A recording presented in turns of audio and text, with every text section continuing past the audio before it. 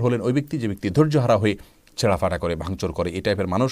দ্বিতীয়ত হলেন যারা বিয়ে শাদী করে না এই কারণে যে আল্লাহর ইবাদতবন্দি করবেন মুক্ত হয়ে ভালো মানুষ সাজার চেষ্টা করেন, সংসার বিরাগী থাকেন যারা তারা।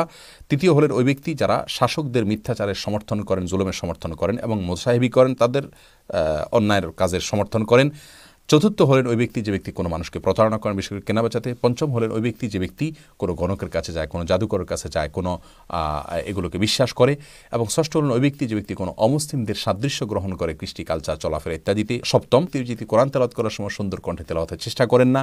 এবং অষ্টম হলেন ওই ব্যক্তি যে ব্যক্তি কারোর কাছ থেকে কোনো কিছু ছিনতাই করে নিয়ে যায়। এবং 9 নম্বর হলেন ওই ব্যক্তি যে ব্যক্তি শাসন করেন কিন্তু রাসূল আকরাম সাল্লাল্লাহু আলাইহি ওয়াসাল্লামের পদ্ধতির বাইরে অন্য কোনো পদ্ধতিতে। 10 নম্বর হলেন ওই ব্যক্তি যে ব্যক্তি স্বামী স্ত্রীর মধ্যে ভুল বুঝাবুঝির কারণ হয়ে দাঁড়ায়। 11 নম্বর হলেন ওই ব্যক্তি যে ব্যক্তি মোস্ট কাটে না, ছোট করে না, লম্বা করে। এবং 12 নম্বর হলেন ওই ব্যক্তি যে ব্যক্তি পুরুষ হয়ে মহিলাদের, মহিলা হয়ে পুরুষদের সাথে সাদৃশ্য গ্রহণ করে। এবং 13 নম্বর হলেন ওই ব্যক্তি যে ব্যক্তি মুসলমানদের উপরে অস্ত্র ধারণ করে।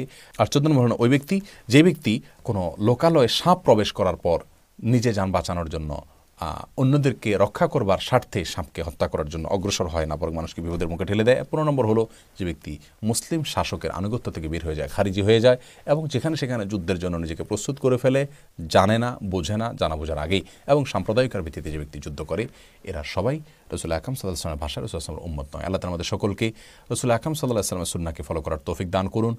তার এই সাবধান বাণী এটাকে মাথায় নিয়ে এই কাজগুলো থেকে আমাদেরকে আল্লাহ তাআলা বেঁচে থাকার তৌফিক দান করুন, যেন আমরা রাসূল আকরাম সাল্লাল্লাহু আলাইহি ওয়াসাল্লামের উম্মতের পরিচয় এটা থেকে আমরা যেন বঞ্চিত না হই। আল্লাহ তাআলা আমাদের সবাইকে তৌফিক দান করুন। আসসালামু আলাইকুম ওয়া রাহমাতুল্লাহ।